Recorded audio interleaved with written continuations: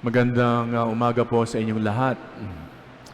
Siguro ang ilan sa inyo ay alam kung anong aking fitness program or fitness sports or regular exercise. Ang paborito ko exercise ngayon ay cycling, pagbibisikleta. Yung 3 weeks, ang gusto ko ay yung long distance cycling. Nung 3 weeks ago nga or last month, ako ay pumunta sa Davao. Sumali ako sa tinatawag na ODAX. ODAX means brave, matapang. Galing siya ng word na audacious. ODAX, Latin yan, ODAX. Ito ay long distance cycling event. Ang sinalihan ko sa Davao ay 300 kilometers that you have to finish in 20 hours. Natapos ko naman. No? Hindi naman yung karera. Yan ay long distance endurance event. Ang sunod na pinaghahandaan ko ay 400 kilometers sa April. Pagkatapos, sa May naman, 600 kilometers. Sama kayo? No? So, 400 kilometers in 27 hours. 600 kilometers in 40 hours. Tapos sunod yan, yung 200 kilometers in 13.5 hours. Kapag ka natapos mo yung 200, 300, 400, 600, sa ODAX, tatawagin kang super randonneur. Randonneur is a long-distance cycling. It's a French word. Nagawa ko na po yan 2 years ago, noong 2024. Gusto kong parusahan ang sarili ko, gagawin ko ulit ngayong taon. Bilang paghahanda naman sa 1,200 kilometers in 90 hours. Sama kayo ulit? Alam niyo ho, sa cycling, ang pinakamahirap na bahagi ay yung ahon, yung climbs. Sapagkat po, pag umaahon ka, talagang yung iyong heart rate ay tataas ng husto. Sapagkat mag-e-effort ka ng husto. Ang mga naahon ko na ay Baguio, Maliko, Sierra Madre, madalas, Tagaytay, madalas, Taal, Bitukang Manok sa Atimonan. Nag-bike kami mula Manila hanggang Bitukang Manok. Balikan, 350 kilometers, no? And then sa ahon ng Kaliraya at saka sa Infanta, puro bundok ang Infanta. So when you're climbing, your legs are burning. Your lungs are fighting for air. Your heart is pounding and your mind starts to complain. In the middle of the climb, it feels endless. Nakakapagod. Minsan gusto mo nang mag-give up. At madalas sinasabi ko, pag nahihirapan ako sa ahon, sa climb, sabi ko sa akin sarili, why am I doing this? Bakit ko ba ginagawa ito? Pinapahirapan ko ang sarili ko sa ahon.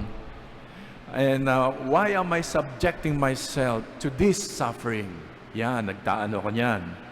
Pero ito ho magandang bahagi. After every climb, there is always a descent. Kapag may ahon, may lusong. At yung lusong para sa siklista, yan yung reward namin. When the descent comes, it is exhilarating. The wind rushes past you. Nakakapagpahinga ka. Nakaka-recover ka. Tapos kung mainit na mainit pa yung panahon, pag lusong mo yung hangin, biglang magiging presko ang iyong pakiramdam. Your body relaxes. And ang kabahagi pa ng reward niya pag umahon ka sa bundok, yung napakagandang view, no, sa taas, sa tuktok. At pati yung paglusong mo, makikita mo yung napakagandang kalikasan. And suddenly you say, sulit na sulit yung ahon. It was worth it. But here is the truth. You cannot have the descent without the climb. Walang lusong kung walang ahon. Ganyan din o sa ating buhay. Life has climbs. May mga ahon ang buhay, may mga pahirap. Some of you siguro are climbing right now in life. Climbing through sickness, climbing through financial pressure, climbing through grief, climbing through a struggling marriage, climbing through loneliness, climbing through unanswered prayers, and maybe you're quietly asking, Lord, why this climb? Why are you subjecting me to this suffering? Why this trial? Today's gospel is about climbs of some sort. Parang tungkol sa ahon at lusong din ang ating gospel ngayon. Let me explain. Jesus enters the desert. He is hungry. He is tempted. He is tested. But at the very end, after the hunger, after the testing, after the spiritual battle, after the temptation, sabi doon sa last part, then the devil left him, and angels came and ministered to him. At iniwan siya ng dyablo, dumating ang mga anghel at naglingkod sa kanya. Balikan natin yung salita doon.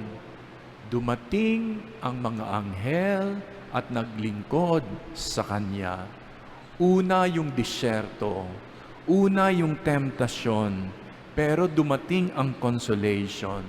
The Father did not remove the trial, the test, the temptation, but the Father sent Jesus His strength. He sent the angels to console Him, to serve Him. At ganyan ang ating buhay. Saints understood this. One of the great saints, si John of the Cross, spoke about what he called the dark night, ang madilim na gabi. No? Madilim na gabi. He said that sometimes God allows us to walk in darkness, umahon sa buhay, not to punish us, but to purify our love. He Himself suffered imprisonment, misunderstanding, isolation. It felt like a long climb, a long ahon. But He also wrote some of the most beautiful truths about our relationship with God. He discovered something. Sabi ni John of the Cross, the night is not forever. The dawn always comes. Good Friday is real, but Easter is certain.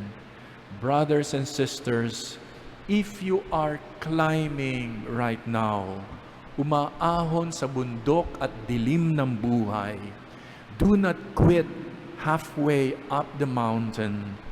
There is a descent, merong lusong. There is a beautiful view. There's strength waiting for you at the top.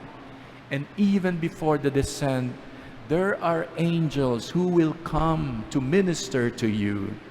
Sometimes they come as a friend who listens, a quiet moment of peace, a verse from scriptures, a smile of a child, a sudden inner strength you never knew you had.